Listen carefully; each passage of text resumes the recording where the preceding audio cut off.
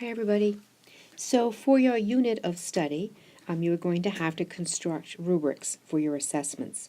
So this PowerPoint is to help you think about what it's going to look like to create a proficiency-based rubric and what are the differences among rubrics, checklists, and rating scales.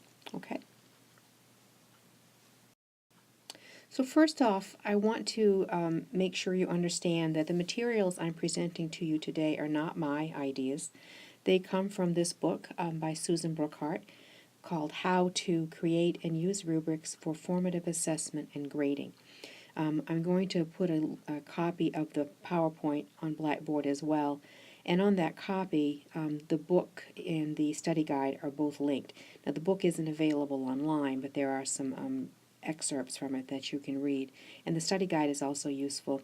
It will help you think about whether you might want to purchase this book or not. It's relatively inexpensive, but a very nice one for helping us get our head around what rubrics really are intended for and how they're created. So we're going to start with checklists, and I'm going to work backwards a little bit and look at checklist and quality and rating sheets, rating scales, I should say, and then rubrics, so we can see what the difference is among these three pieces of three documents. So a checklist is a set or a list of specific characteristics with a place for marking whether that characteristic is present or absent. So I'm sure you've all seen these before.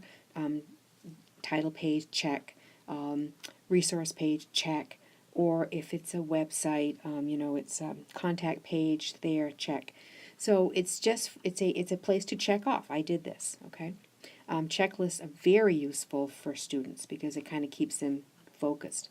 It can be used for situations in which the learning outcomes are defined by the existence of an attribute, not its quality. So here is where these three things sort of differ. Learning outcomes is key here.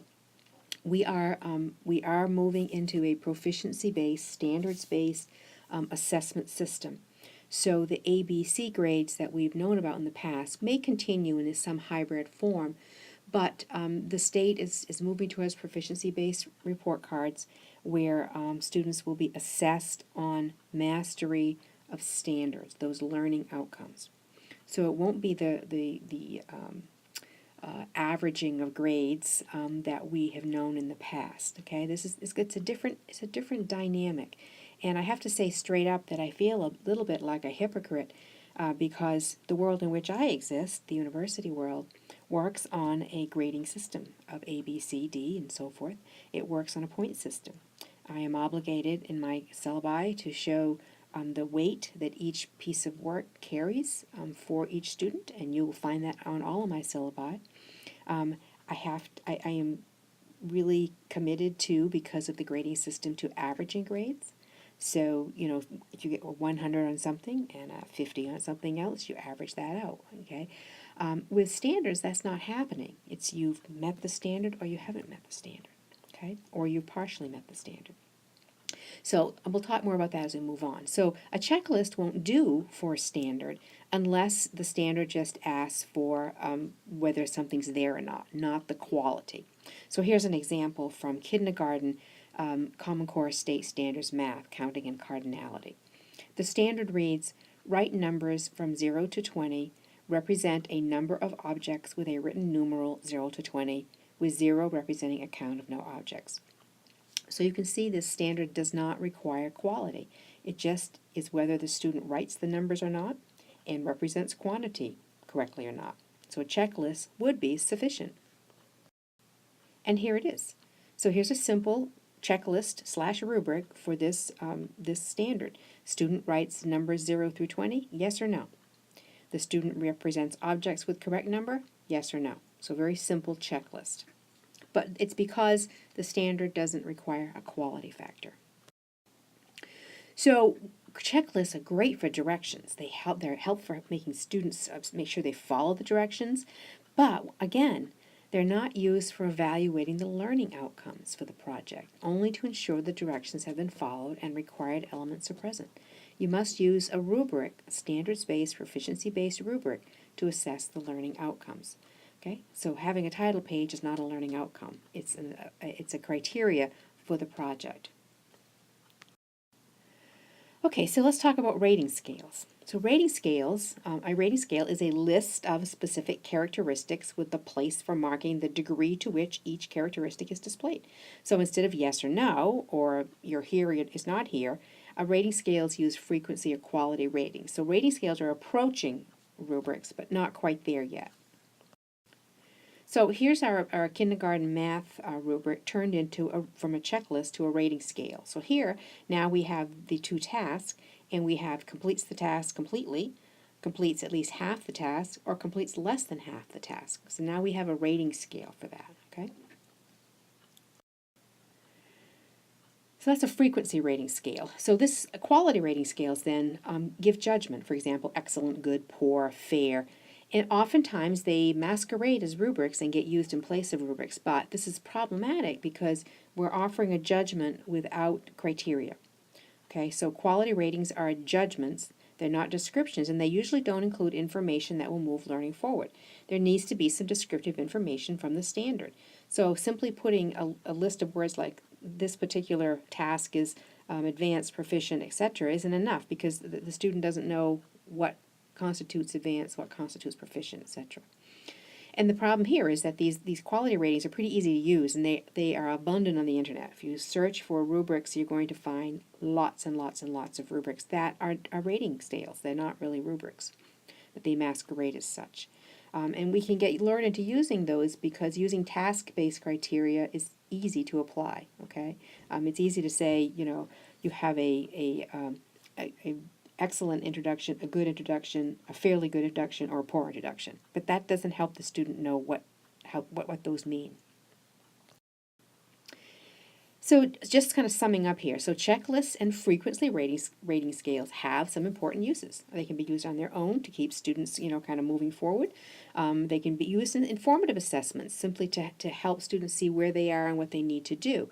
And they can be used in conjunction with rubrics. So it could be that you have a frequency rating scale for the criteria that helps students get to the point where their project is being scored with a rubric. Checklists work for helping students see whether they've followed directions, whether they have all the required elements, they've adhered to the formal requirements, and so forth. Okay, so it does keep them on task so that when they do submit a final piece for assessment with a rubric, we know that it's complete. Frequency rating scales are good for assessing certain kinds of performance skills and for assessing behavior, work habits, other learning skills. So there's a place for all of these. But remember that, as we think about our learning outcomes, part of them anyway, are standards. So let's talk about rubrics. So here's the definition that Burkhart provides. Rubrics are a coherent set of criteria for students' work that includes descriptions of levels of performance quality on the criteria. So I've underlined these two very important pieces.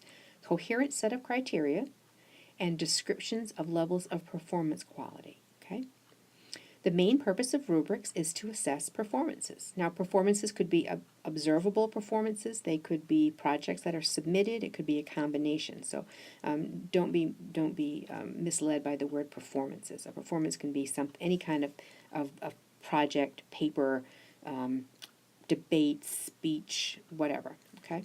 The performances themselves, however, are not the learning outcomes. They are indicators of learning outcomes, and we have to remind ourselves of this. So instead of judging the performance, okay, we're not judging the performance, we're using the rubric. The rubric describes the performance, and the resulting judgment of quality based on the rubric therefore contains within it a description of performance that can be used for feedback and teaching. Okay, so I'll give you an example of this as we move forward. But this is very different from a judgment of quality from a score or a grade arrived at without a rubric. I'm sure that every one of you has received a grade at some point in your academic career when you've received a grade and you have no clue why you got that grade. A paper with a B on it, even if it had a rating scale, then some things were marked, good, excellent, advanced. If it doesn't tell you why, it doesn't make any sense. And so if rubrics are used correctly, There's a lot of potentiality here for really moving student learning forward and helping them to know, giving them the feedback they need so that they can move forward, so they can understand what happened here. I get emails all the time from students saying, why did I get this grade? And what's happened is they haven't looked at the rubric or check sheet or rating scale, whichever I happen to have used. But generally, in anything that I ask students to do, I have some sort of a rating scale or a rubric that shows them the criteria for each point system. And as again, I said, I feel like a hypocrite because, I'm using living in both worlds. I'm using a grading system of points and trying to integrate a standards base with that. It's very disconcerting, but it's what I live right now, and so it's what I have to do. As you move into, you're going to have some disharmony here too, because you think about grades as grades. It's how our minds are set, and it's very difficult to move into that mastery of standards piece. But we're going to work to do it, and we're going to have some missteps along the way. It's just the way it is. So keep this definition in mind. All right. So rubrics can be used for formative assessments as well, okay? So in fact, they should be used for formative assessments. And here's actually my 4 cents to the information from the Burkhart book. Students should not be ambushed on a summative assessment with a rubric they have never seen. They need to know what is going to be expected of them before they sit for or complete a summative assessment. The rubric should be shared with them. It could be constructed with them. In fact, that's even a better idea, is having students help you construct a rubric, knowing that you have final, authority and making sure that it is aligned with those standards. But, if students have the rubric as they work through learning activities and so forth, and lessons and so forth, then they'll know where they need to get, where they are, and so forth. So sharing rubrics with students during the learning process helps them understand the learning outcomes, gives them time to ask questions. They can put the language in their own words. Standards are very wordy, and students need to be able to put it in their own words and sort of translate it so they know what they need to do. They can practice with samples or models before they actually go on and do their own. So you may have some student pieces or models that students can work with to see, and underline things like this meets that standard too. This shows, that I did this, or this student did this. So it really helps them to know what they need to do on their own. And then using rubrics to provide feedback on student work or activities during learning will support and scaffold their progress to learning outcomes. Okay, I'm just reiterating that. So you could have simplistic rubrics for feedback on student work and activities during learning, so they can see that, for this particular standard that they have to show mastery on at the end, what their progress is on that, where they are, how they're doing. Using rubrics to help students chart their own progress and ask effective questions will also support and scaffold their learning. So having them have a rubric where they're looking at the activities that they're doing throughout the learning, and they're kind of charting their progress on that. So one of the reading standards is being able to ascertain main idea. That's very hard for a lot of students. And so if you're doing activities around main idea, formative activities, that low stakes activities, things that really aren't being graded but are just sort of giving students practice in doing this, if they have a rubric on which they can chart how they're doing, it'll really help them. Okay, so proficiency-based rubrics for standard-based grading. So Burkhart says that there are 3 steps to creating a rubric. Now, I want you to know that you're not going to be all on your own out there in the teaching world. Districts and teachers have been working together for years now to come up with language for rubrics. I was a very big part of doing that for the main learning results in my school and in the state and across the nation. Actually, I worked with national consortia to work on those, and it's very tedious work, but it's very rewarding work as well. And so know that when you get into a school, that a fair amount of work on creating language for rubrics, or even common rubrics that are used in the disciplines or across grades. So you're not going to have to reinvent the wheel every single time. But you do need to know how to do this, because you will be called upon to work in teacher teams to create rubrics for various activities and various assessments. So just to give you the definition here, proficiency-based rubrics are rubrics aligned with standards-based grading scales so that progress is described in terms of achievement of that standard. Okay. Step 1. is to create general framework, okay, for it. And the next slide is going to give you some possible language. And when we get there, I'll talk more about that. So in the general framework, you need to identify the number and names of proficiency levels. So usually there's a 4.4 scale, 4, 3, 2, 1. It doesn't have to be that. Sometimes it's 3, sometimes it's 6. And it will vary from district to district. But generally speaking, 4 is sort of the gold standard for rubrics. And the way you label them can be different from district to district or school from school.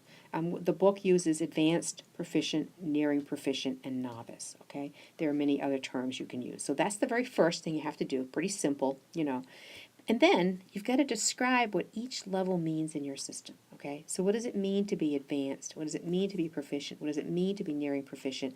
What does it mean to be novice? Putting the general language in first will be paramount to getting the standard language correct, okay?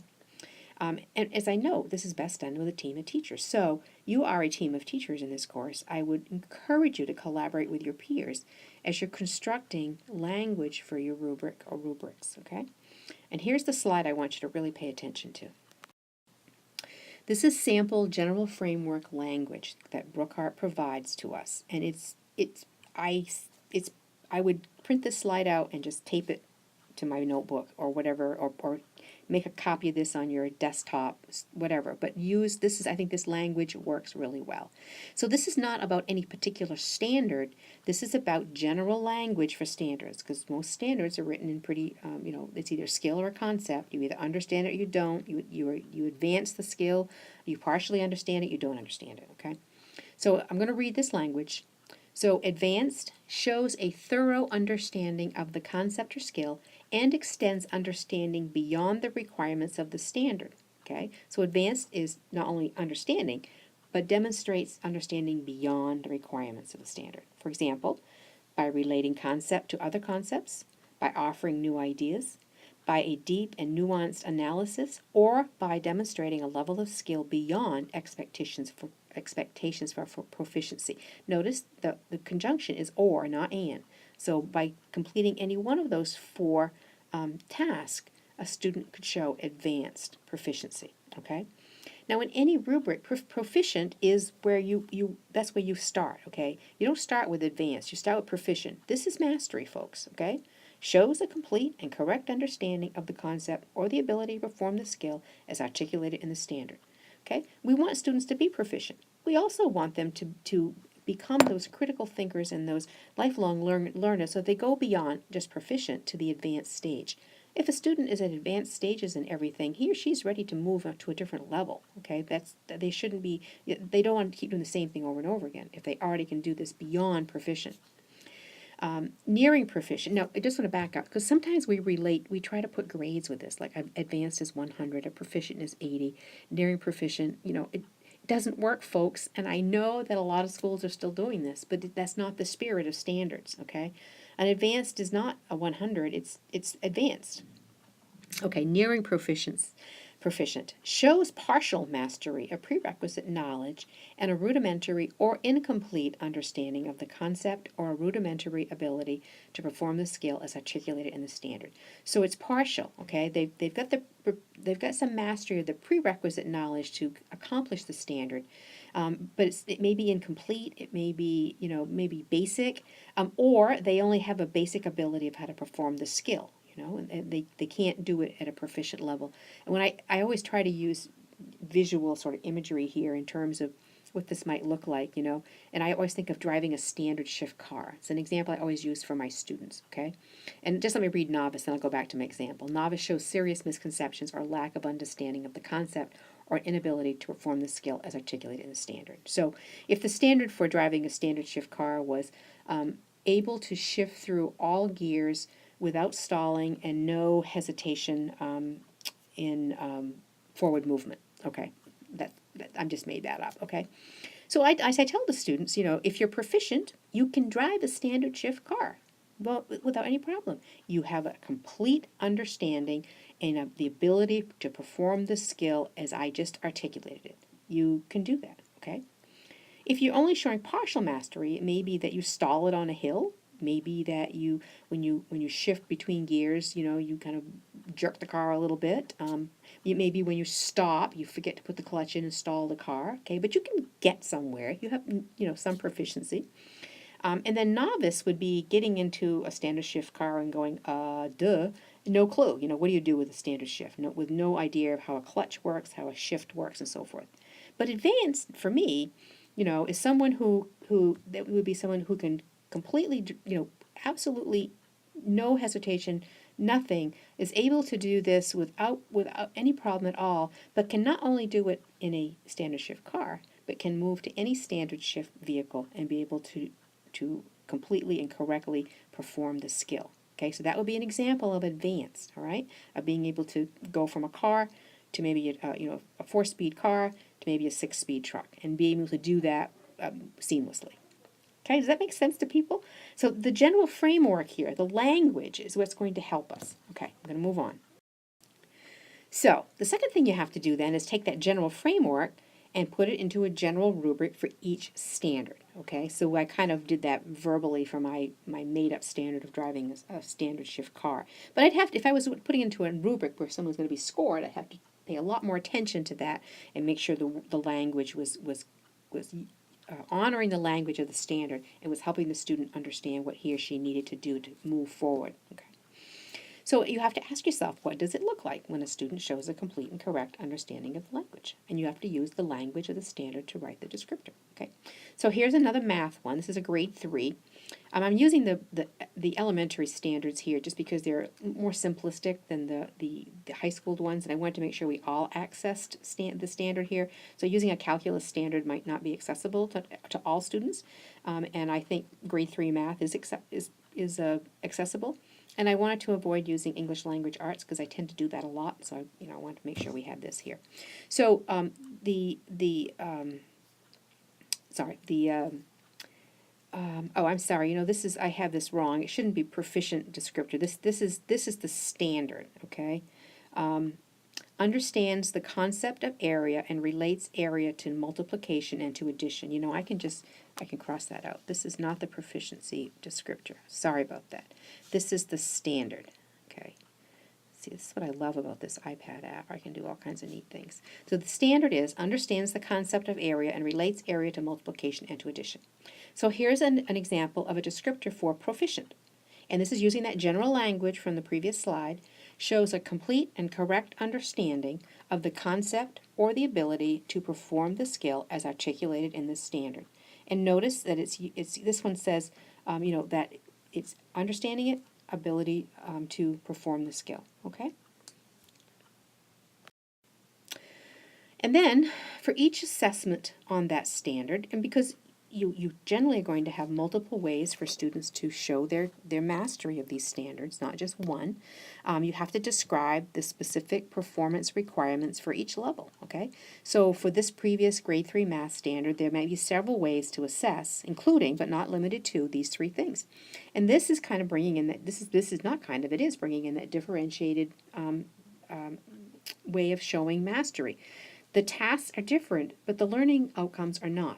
The learning outcomes are the same, all right? Being able to understand the concept of area. So a student might be able to define or explain what area is in their own words, okay? So that's pretty developmental, telling a teacher, explaining what area is, and that would demonstrate that he or she understands the concept of area. They might use a formula, okay, to find the area of a rectangle. So this is a little bit more sophisticated. And then write real-life problem scenarios whose solutions require finding area, solve the problem, and explain reasoning. Okay, so now we have a more advanced way of demonstrating that a student understands the concept of area. But all 3 of them will do the job, okay? They all show proficiency, but they all need a separate rubric because they're asking separate tasks. Sorry for the formatting here, but anyway. So example of language for students defining area in their own words. This is the more developmental one. So for proficient, a complete and correct explanation. All right. For nearing proficient, a partially complete and correct explanation, either missing an important detail or including a small incorrect detail. okay? Or novice, incorrect explanation, or no explanation. So pretty simple language here. Notice there's no advance because stating the explanation in your own words doesn't match the performance indicators for advance, okay? So you can't give an advance for this particular task. But here's the proficiency-based rubric for the real-life scenario, okay? This is for that higher level advanced one, all right? Problem scenario, solution, and explanation show an extended understanding of the concept of area and relate area to multiplication and addition in a detailed analysis using mathematical language or an elegant problem solution, okay? I'm not going to read all of these, but you can see how this, oops, sorry about that. I forget that I'm using my iPad and I can't do that. It shows that the 4 pieces but for this more advanced task, okay? So you see the reason why you need different rubrics for different tasks. Okay, so that's it, folks. That's the end of my slideshow. It's a lot to take in, and creating rubrics can be difficult, but they don't have to be, okay? So I would advise you to use the general language provided here by Brookhart. I would advise you to think about limiting your standards. This is why I said limit your standards, because you have to have a rubric for each standard and a rubric for each task. And so you want to be able to manage this, okay? And not make it an onerous task, for a 300 level course, okay? I think that's it. So if you have any questions, please let me know, but I have every confidence that you will master this and be able to create a proficiency-based rubric for your unit plan. Have a great day.